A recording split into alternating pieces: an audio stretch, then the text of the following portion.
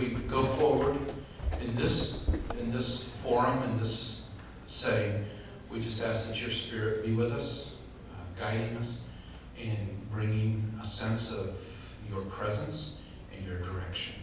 In Jesus' name, amen. Amen. So, I'm just going to open it up if you have questions, comments. Are we recording this or anything? Okay, so. Well, it's not so much a question, it's just a statement from Barb and I. We talked and searched our souls last night and really were prepared to leave the church. We were just going to look for another home because we weren't happy with follow through and what have you. Hearing the message that you guys did this morning, you knocked it out of the park. I commend you because, as most of you know, that I was a manager of a television station for 40 years. And communication is, I feel one of my skills, and was one I felt the church was hopelessly lost. Coming this morning was a big surprise to me because I think John, remember at the potluck I said we needed to involve the body. They needed to know what was going on. They needed a clear picture, and you gave that. You knocked it out of the park. And Barb and I reconsidered we're going to stay with the church, continue to support you in any way that we can. And you've got a tough task ahead, but one thing is that when you make a promise or when you say something, you need to do it.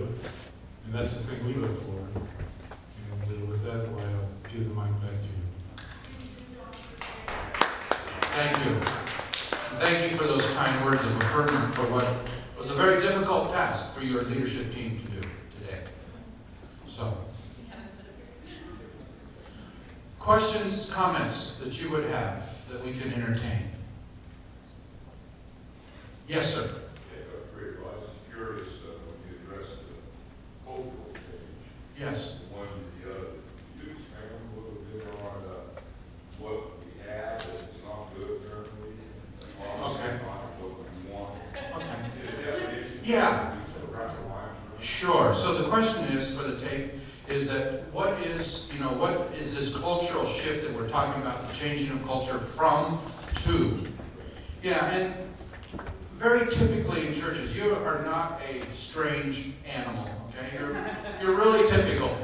And that is that you wrestle with a lot of things churches wrestle with, and that's breakdowns of communication, that's breakdowns of transparency. Not that we intend to, but probably the biggest is that we are not proactive when it comes to dealing with problems.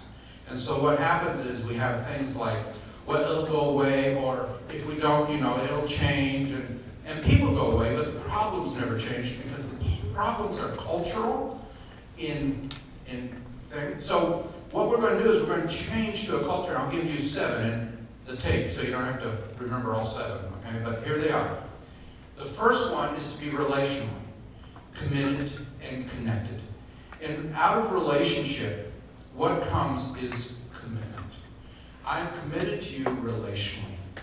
And because of our relationship, I'm willing to go through tough times with you. I'm willing to do that. So the second one is transparency. And that brings trust. And so that's why there are no secrets, because we want you to trust. And what we need to learn is there's no hidden agendas. What we say is what we mean.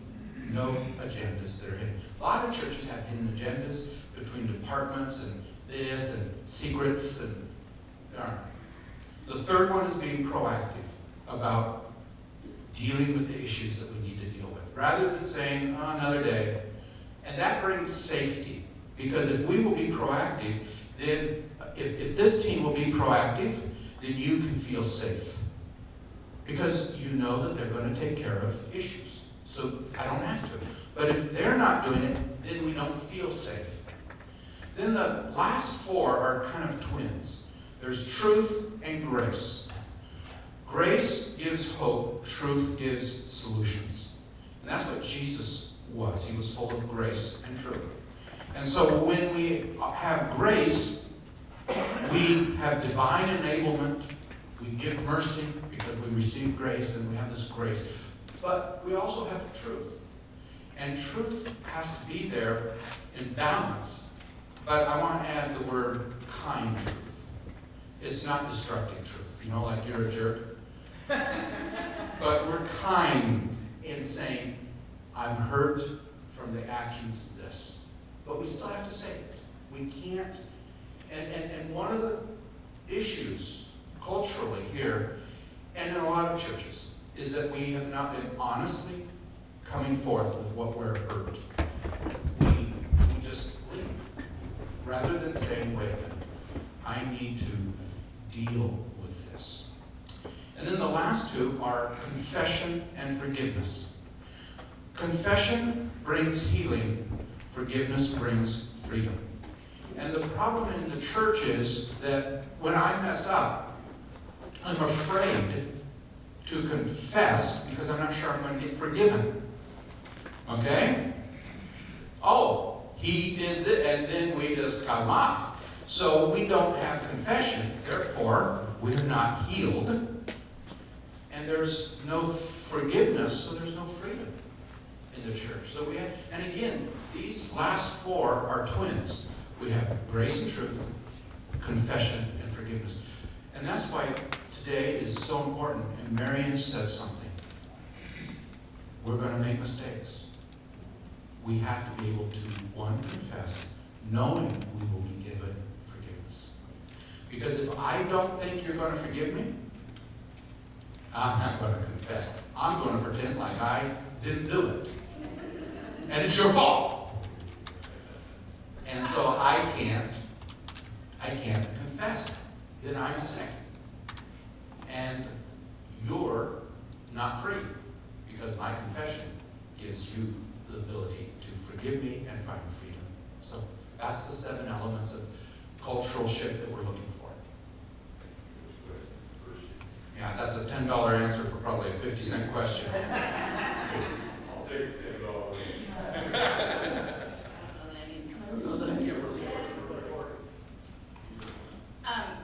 I was just going to address Scott's question just for a brief moment.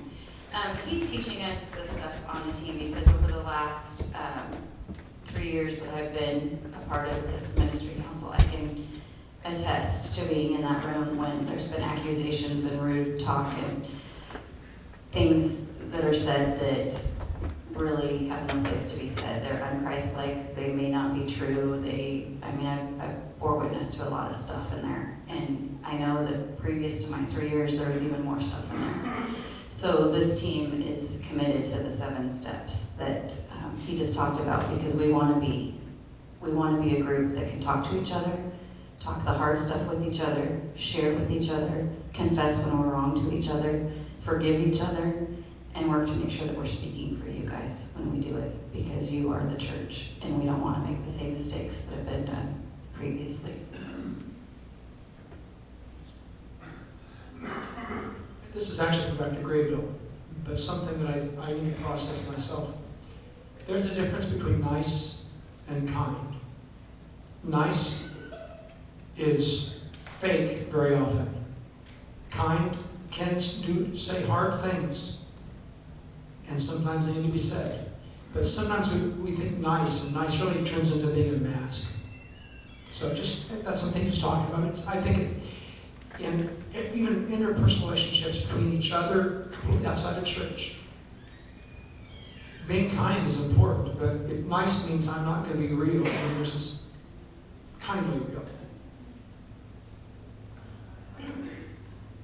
In that vein, I just want to say that as Brandy pointed out from the Ministry Council, the Board of Trustees gathers together, and we've really been spending most of our time talking about things that aren't necessary for the facilities, but we spend too much time on that and not a lot of time talking about how we can move this church forward, how we can bring all of you into this church, and how we can make you feel really connected to us, not only just to the church, but to us, and how we can help you go out and bring others to be connected with us and to be part of the family.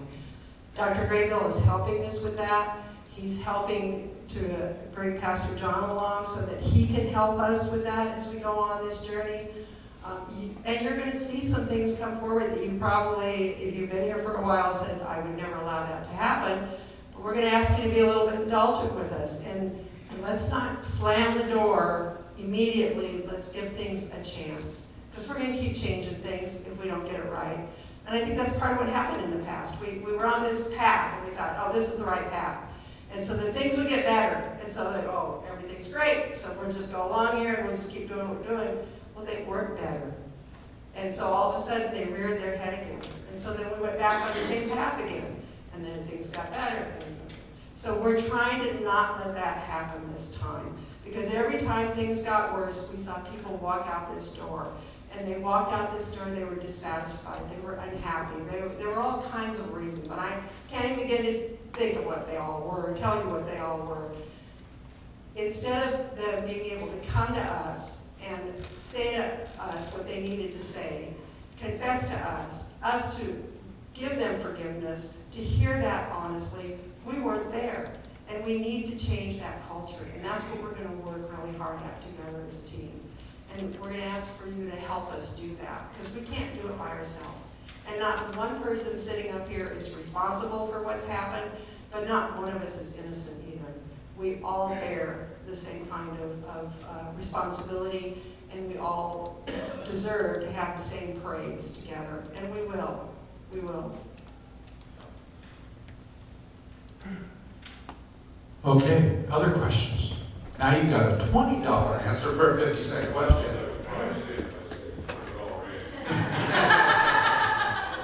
There's been a lot of discussion amongst your interaction with the board, and how much interaction has there been with the congregation from you on a personal level, as far as if any, how much, see what we think, sitting out here looking forward, have gone through this whole process for several years. Is there any doubt? There hasn't, that's a great, Necessary, is it really out? that's a great question. And That's my ideas and things. Yeah. Sitting out here.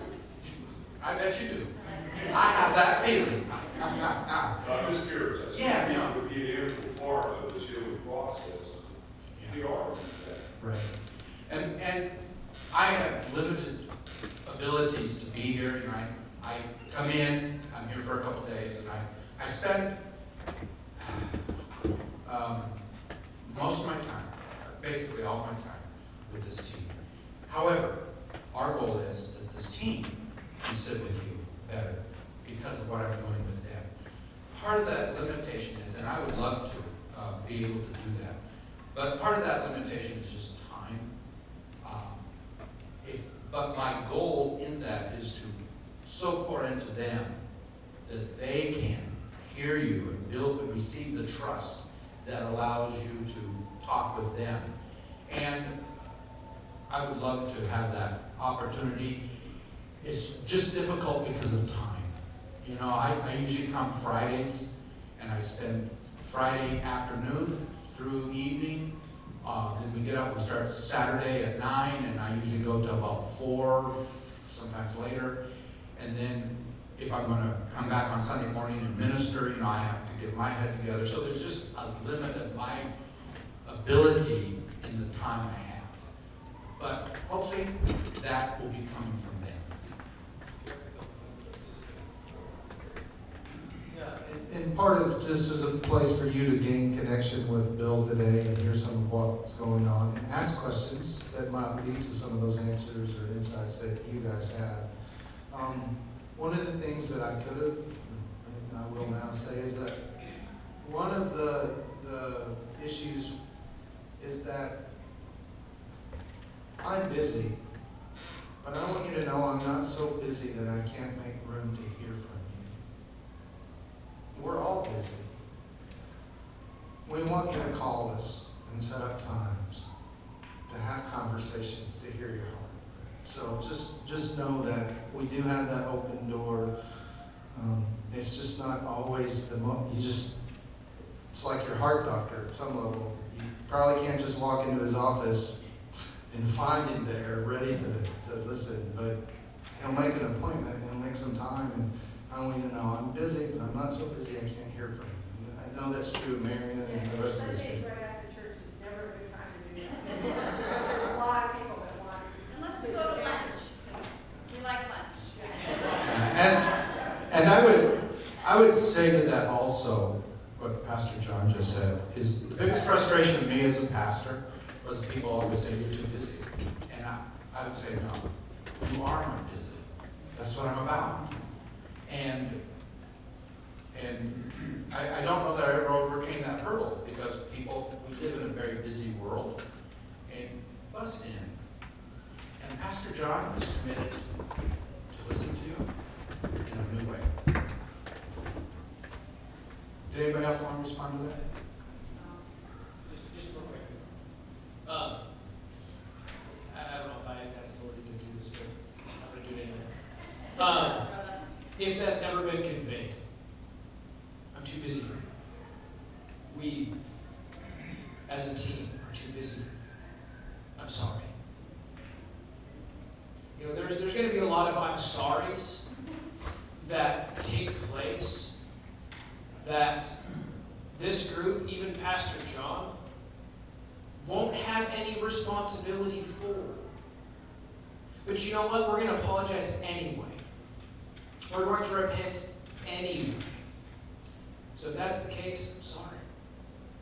If that's the case that we were too busy or perceived to be, I'm sorry.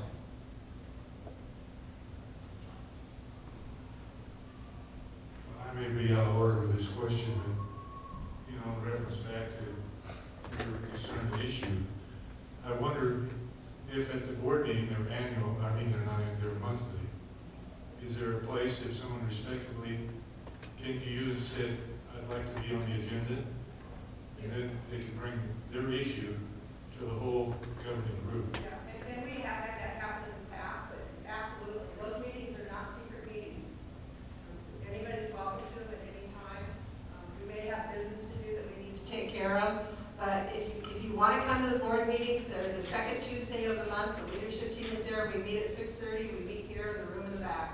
You're more than welcome to come to those meetings. Like I said, they're not secret. If there's something going on that is confidential, that we're not able to share because it still hasn't been all worked out, or it's not a matter of keeping a secret from you, it's a matter of getting to where it makes sense or it works within the body, we will adjourn into what we call an executive session, and in those cases, it really is closed doors, but otherwise, our meetings are open.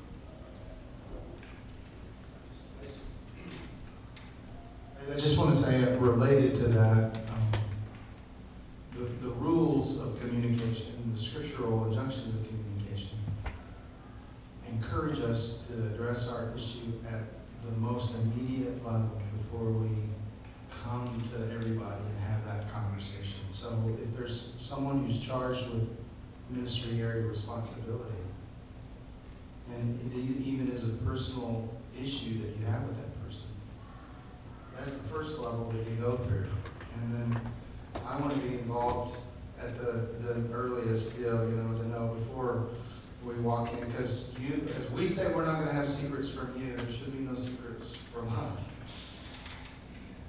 And of course, the biblical thing is you go one-on-one, and then you begin to involve others. So we want to just follow that. Yes, sir. Let me bring the mic right back. The Lord says I should make some comment here.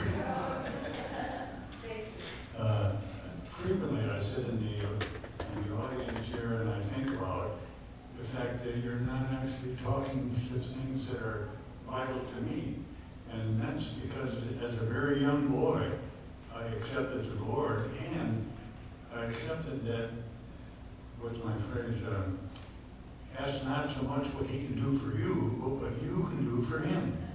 And so I spent all my life following his will and doing the things that he said I should do. And he had made me do some really wonderful things, I think. And so I'm now 87 years old, and I've been with the Lord for 80 years and working with him. And I don't need to be encouraged to go to the Lord because I'm already there. So I would think that what we need to think about more is to think about what we as the church should be doing along God's will. And I'm currently worried about kids that are killing other kids, and what should be done about that, and nobody's doing anything, and yet it's a thing in the church you'd be doing. Things like that. Did I say the right thing, Lauren? Yes. And you know, sir, I appreciate 80 years of following God. I hope I get that many. Because no, he's 87, but 80 years of following. See, because I didn't come to the Lord until I was 21. So if I get 80 years of following God, that'll make me 101. But the other thing I'd like to say to that is that's the problem with conflict, is it takes the energy that should be doing what we need to do as a church and sucks the life out of the church because of conflict. That's why we need to be healthy, so we can do exactly what you said. Otherwise, we just are sucking the life out of the church with conflict. Yes, sir.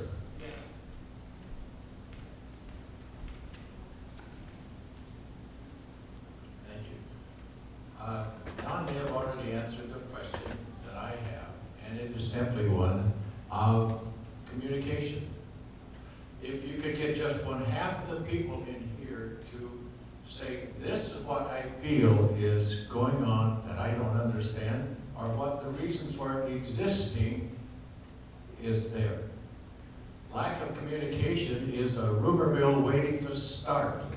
And I don't know who's basically responsible for keeping the congregation informed, but that's where I am and have been there to see where an issue may be passed, never published to let the congregation know totally that the problem is not solved. We got to that a few minutes ago. But my feeling is that lack of communication, even at this moment, is still an existing problem. I don't know what the solution is, but I see what is going on. And I would appreciate a good answer to help me understand, and maybe somebody else. Thank you, Don. Thank you, sir. And so my question goes to, I have another question for you. What would be helpful for you to know, not minutely, but in a big picture, to help you know what sort of information would be helpful for you to know? I'm not really sure. I told you whenever I stood up that this is something that I don't have an answer for. I served on the board and other positions, so I'm not ignorant of some of the things that does go on. But then being there and in the congregation as well, there's a gap that things fall into. Perfect. You answered it. They heard that. And I want to thank Oral. He has been served on the board and was a great mentor for me when I first got on the board. And the issue of communication is definitely there. And it's something that we've discussed. We're going to be working on that. We don't want to come to you with all the stuff that we talk about because most people in here don't really care about it, you know. But there are other bigger issues that you do care about that we're not getting to you, and we're going to be sorting that out and trying to get that information to you in a much quicker response and in a much more understandable way. If you've got ideas, if there's something missing that you think you need to know about, ask us. I mean, when I put in the newsletter almost every month, as well as I say up there and in the annual, if you've got questions or issues or comments, any one of us, please let us know. Say, you know, hey, I heard such and such happen, but I never heard anything else about it. What's going on? And sometimes it's hard because you're busy, like we're all busy, and you walk out the door and you forget it. Most of us, you've got our phone numbers, it's in the directory, or you see us at some other time during the week. Corral us and say, hey, I need to ask you. And it may be something you want to know from Pastor, but you could even, if you can't get to him because he's too busy, get to us and we'll make sure that we get to him. He's not too busy. Or he's vetted elsewhere.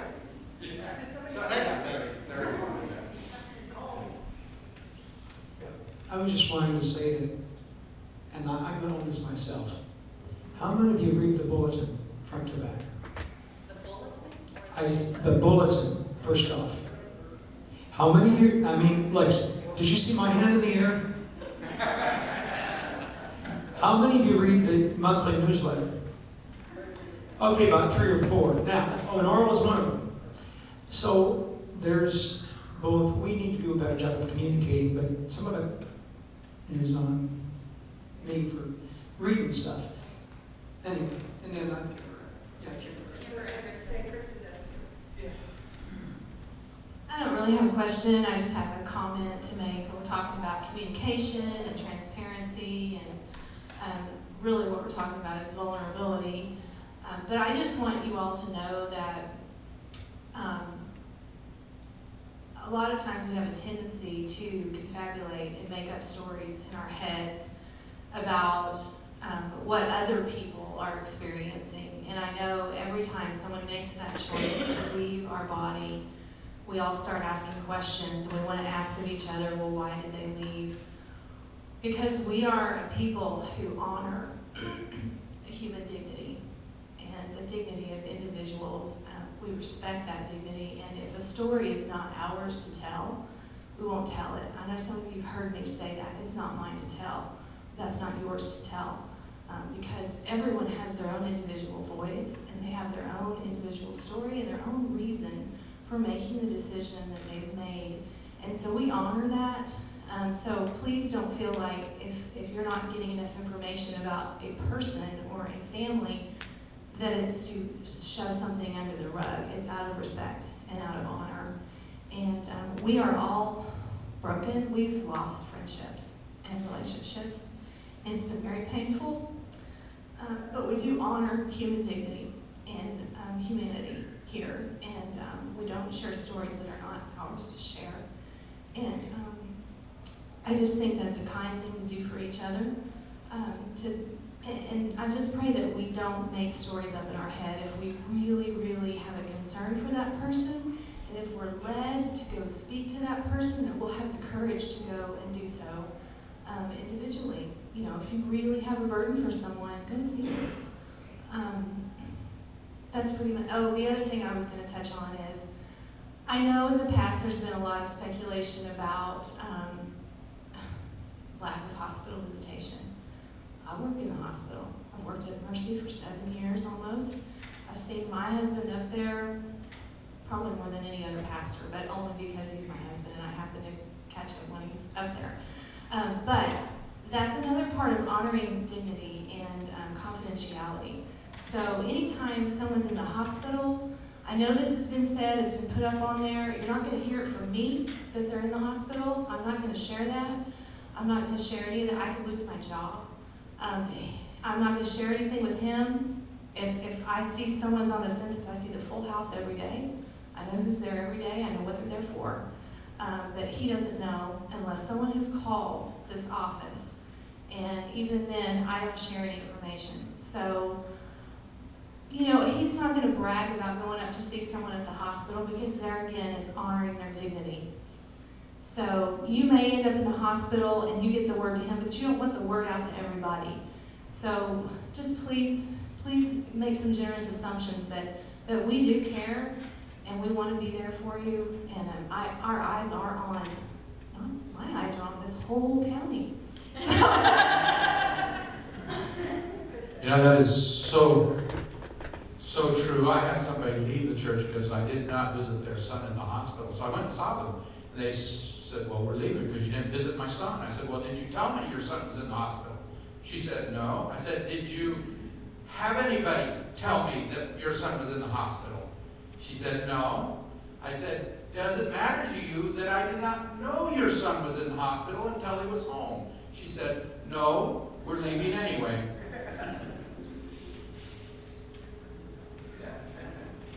I have a question about the newsletter. Where is it? I used to get it in the mail. I don't anymore.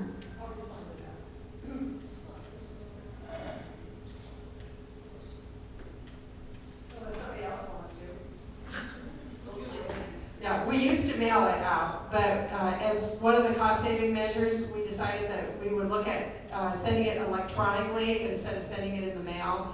So it is, if they have your email in the office, you're going to get the newsletter.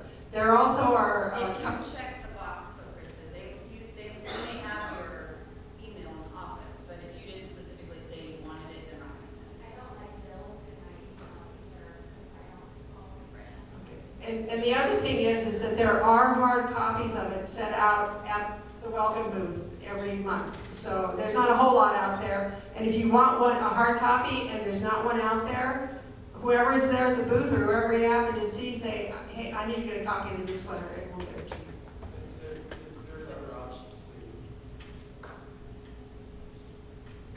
too. If you're a Hugh Crest Facebook friend, or you've liked Facebook, or you've liked me as a friend, or you go to the webpage, it's there. It gets posted each month. And we put out a Facebook, hey, it's there. We put out a Twitter, hey, it's there. We put it on the webpage, hey, it's there. And so. Another question?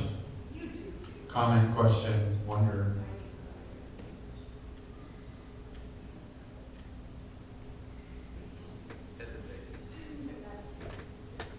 Just speak into the mic system. Okay.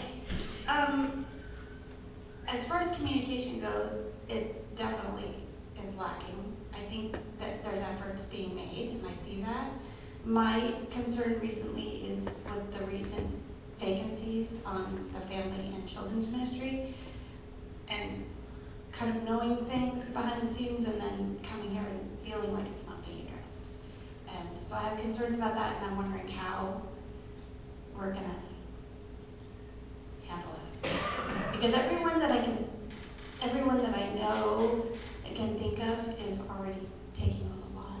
So how are we gonna prevent burnout, those that have stepped forward? Same question. We talked about this.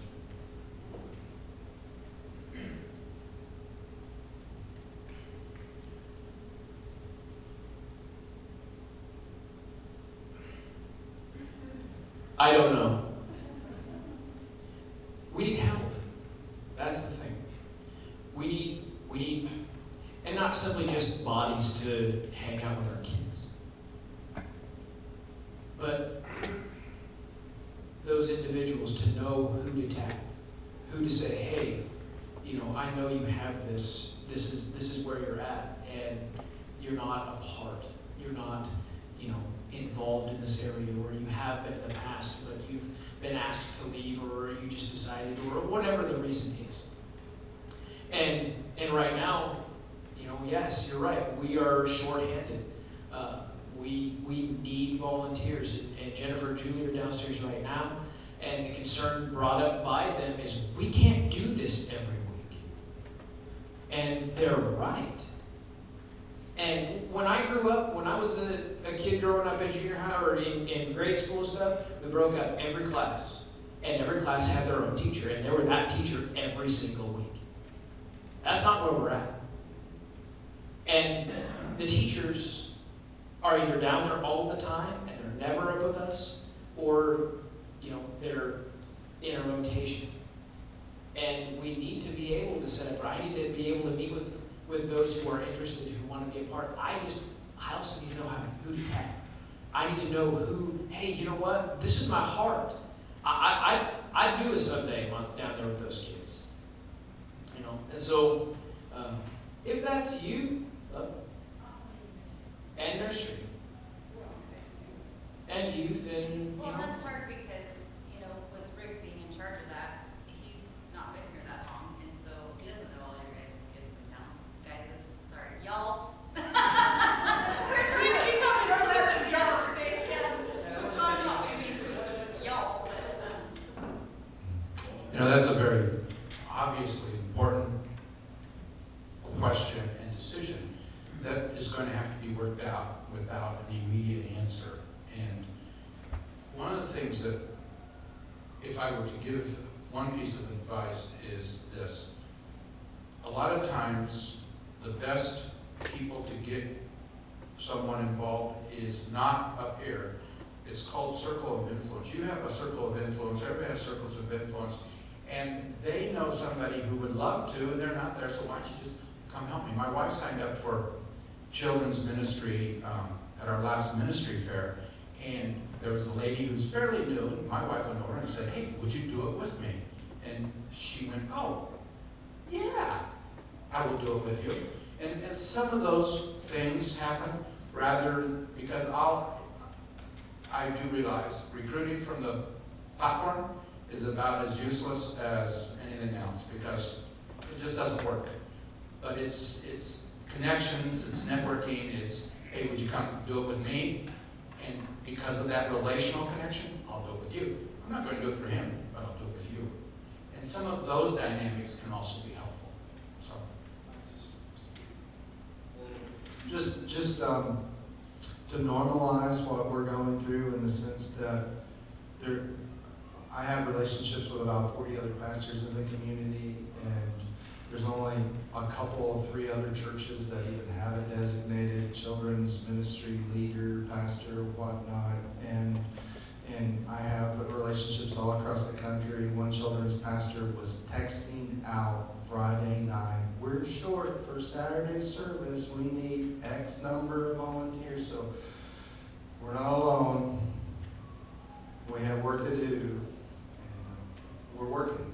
If I could say something about the burnout question issue. The burnout is a true issue, especially if you're somebody, and we've seen that in the past here at Hillcrest, and one of those things that your leadership team has probably not addressed very well, is you get somebody who steps up and volunteers in an area, and then you walk away and you leave them. And they're there all the time.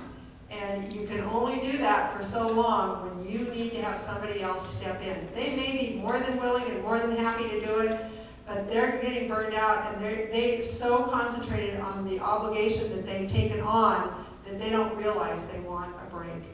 So the more people we have stepping up and saying, you know, I may not be able to do it this time, or I have an interest here, or what can I do there? And it may not even be being physically present, it may be you have an idea that we never thought of.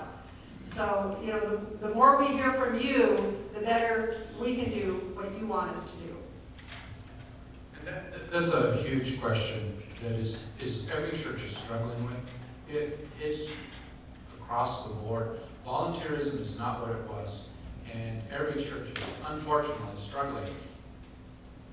And it's a difficult subject.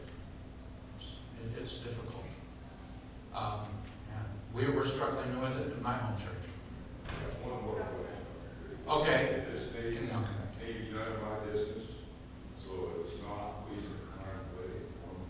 I'll be kindly truthful. I spent 40 years in Sawmills as a union representative plant chair.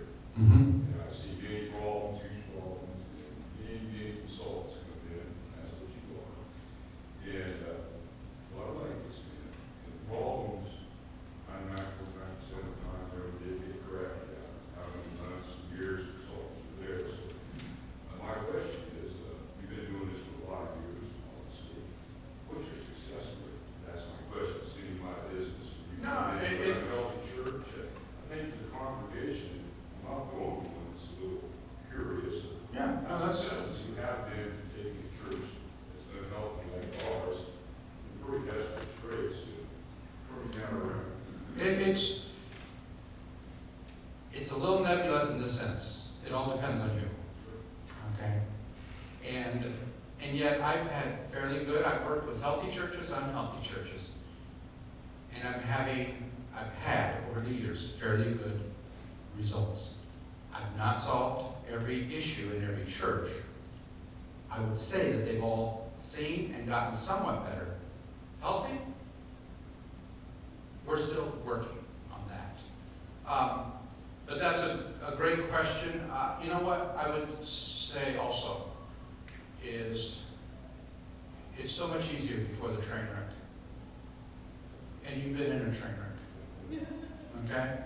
And so this is the perfect case for a train wreck that says, you know, and the other thing I would say is that to shift culture is not an event. I usually work with a church 1 to 2 years to really see shift become permanent. And I also want to say, because I'm sure you're wondering finances, there are other churches helping you.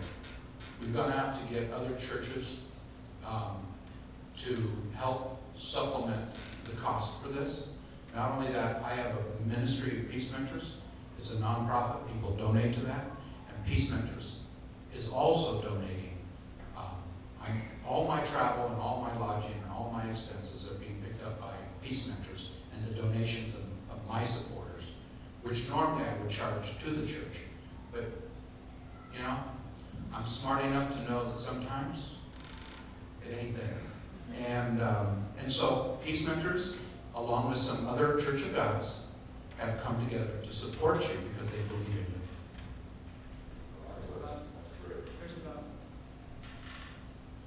I'm not exactly sure the number, but there's about $450 a month that's being contributed by some folks that you're looking at right now out of our own funds to help push it. $600 personal funds here to help with this. So in other words, we're not just saying we need to change things. We're investing personal funds into it. So. Very good. Okay, first here in the evening.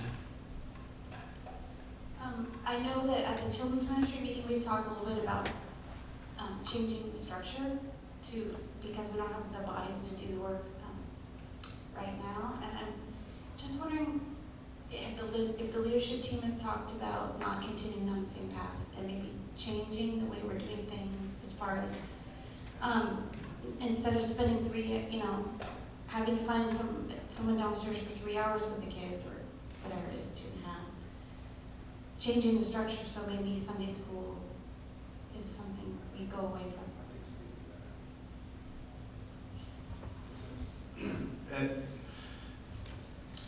The way that our structure has dysfunctionally worked, but the way it's designed to work, is there's staff level responsibility, and so staff meets each week, and coming out of your most recent children's ministry meeting, staff has had preliminary discussions, and we've talked about what it looks like going forward and streamlining some of the responsibility level.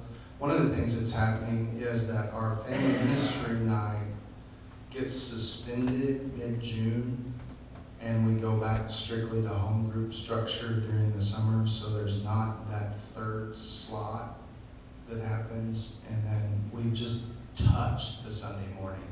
So we'll be talking more about that. So if you have thoughts, I'm sure they would love to hear it.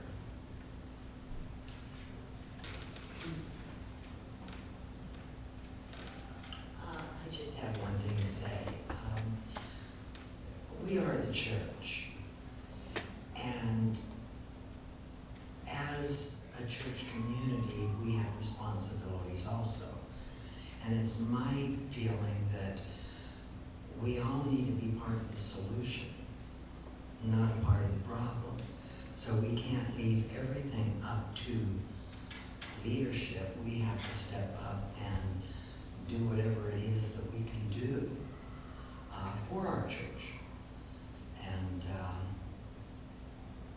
I love them all. I think they're beautiful and they're doing their best, and we need to give them all the backing that they deserve. That's all I have to say.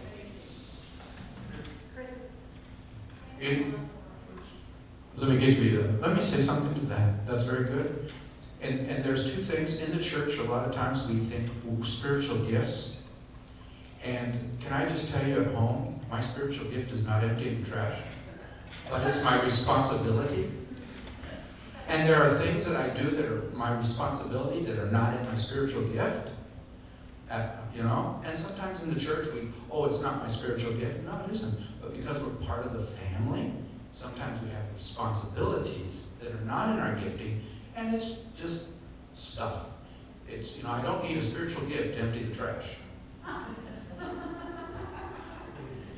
Or, oh, sister, now don't go there.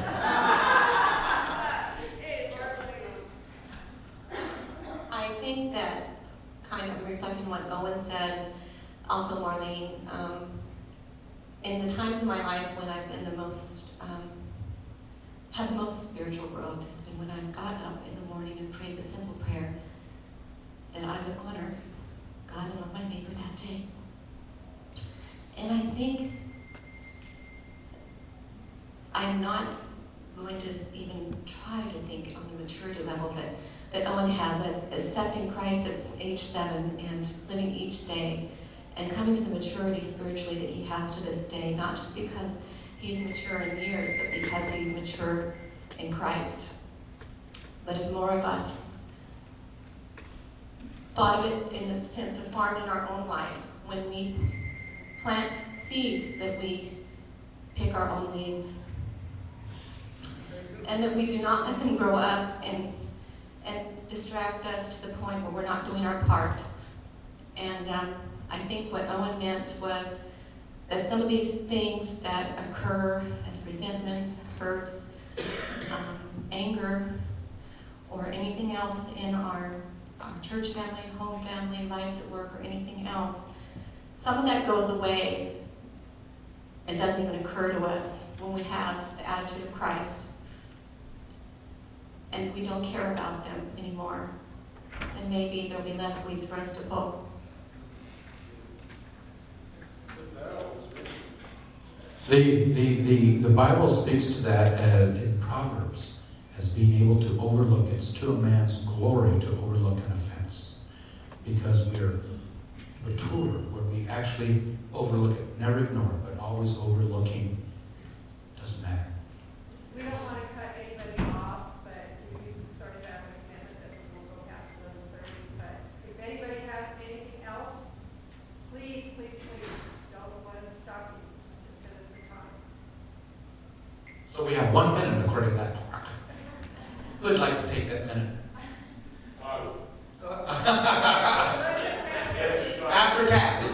Okay, real quick. This is just address title, not stealing John's thunder here. On the title, this may not apply to anybody who's sitting here right now, but apparently we have involved in this church. It's the Lord's money, guys. I've been poor, more than I've ever been welcome. I haven't been welcome. I've always died, good times, bad times. That's the first fruits. Guess what? The Lord's always seen to it. My bills have been paid, I've been fed, clothed, and a roof over my head. You know, I have all my wants, but my needs have been met. So please, it's the Lord's money, give him the first fruits, everything will be fine. Be astounded. Please, these guys can't do their job without money, unfortunately. Money's not bad, so love about it, kids. Let's give them what they need, please.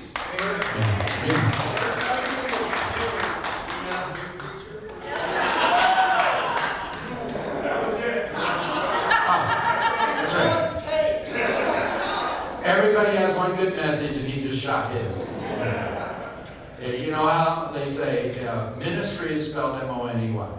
That's right. And it does. You know, and Fred Myers doesn't do anything unless you keep it shot there. Well, we're out of time. You're sure? Go for it. Okay. So I'm Kathy. Okay, I'm Kathy, and I've only been here 6 months, so I haven't been through all the years that some of you have been through with all the people. So I didn't know any of the people that left, but I just want to say that this church got me through a very difficult time. And I want to know what we out here can do for you. So you guys make a list or something. Let us know what we can do for you. What's the specific things that we can do? You got great bills to take out the trash.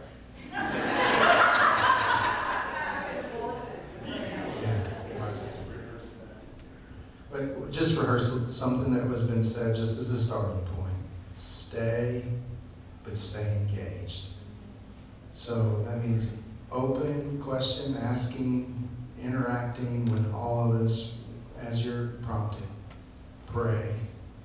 Pray every day. Pray without ceasing. Use the 714. Keep that going. 714 and 714. Pray for us. And I like the rhyme of this. Stay away from the evil reports. Don't entertain gossip and slander and malicious talk and anger and rancor and all those things. Deflect it. Be confident in what you're doing, that you're hearing from the Lord, and let's go forward.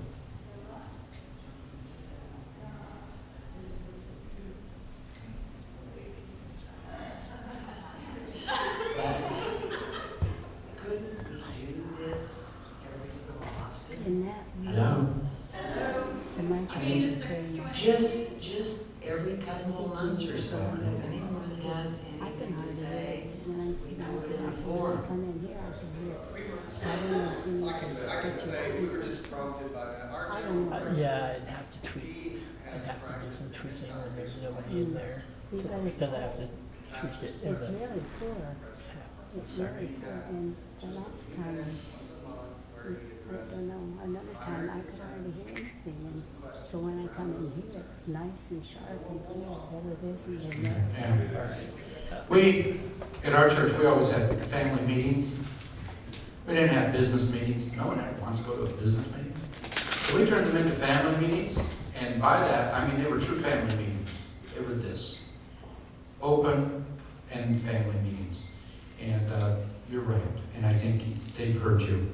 Can I just bless you?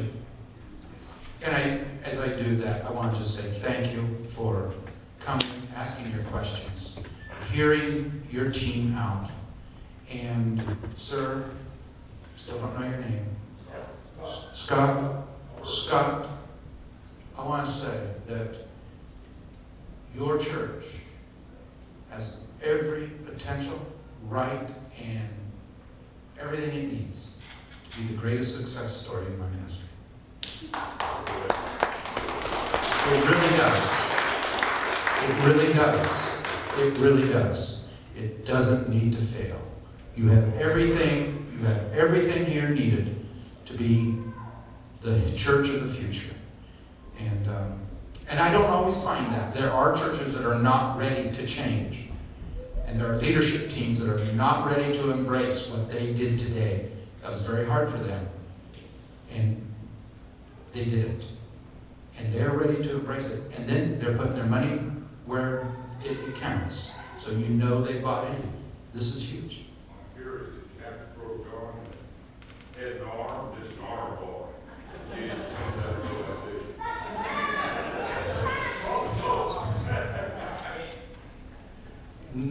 I'm not going to tell you kindly. Father, these are great people, and I ask that you bless them. Bless them as they engage with those who have left. Bless their words that they might be words of healing, words of hope. As they encourage each other about the future, would you bless those words? Would you give living words to each one as they leave here today, that they will be words that give life, not death. In Jesus' name, amen. Amen. Thank you.